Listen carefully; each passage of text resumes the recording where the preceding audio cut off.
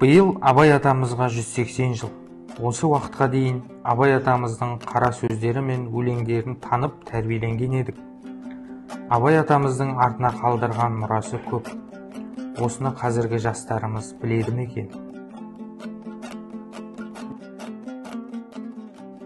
Өлең сөздің патшасы, сөз сарасы, қиыннан қиыстырар ерданасы, тілге жеңіл, жүрекке жылы тиіп, теп-тегіс жұмыр келсін айналасы.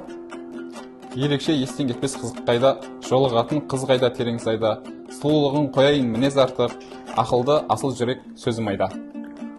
Сор болып түсті суық қаптайды аспан, көзі болып дымқылтыман жерді басқан, білмеймін тоңғаныма тойғаныма, жылқы ойнап бие қашқан тай жарысқан.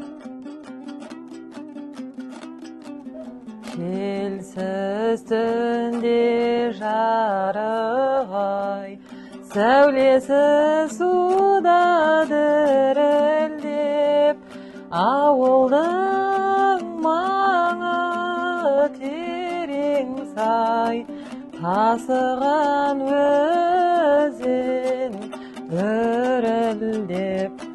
Жасымда ғылым бар деп ескермедім, пайдасын көре тұра тексермедім. Ер жеткен соң түспеді уысыма, қолымды мезгілінен кешірмедім.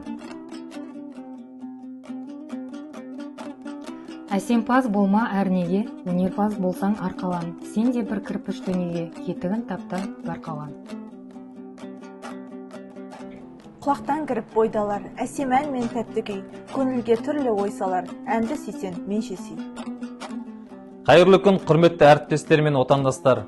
Барлығымызға белгілі қазақ халқының ұлы ағартушы, ойшыл, философ Абай Құнанбайұлының 180 жылдық мерейтойын зор мақтанышпен атап өтудеміз. Абайдың даналыққа толы мұрасы ұлт руханиятының мәңгілік қазынасы, адамзатқа ортақ асыл құндылықтарымыздың алтын арқауы.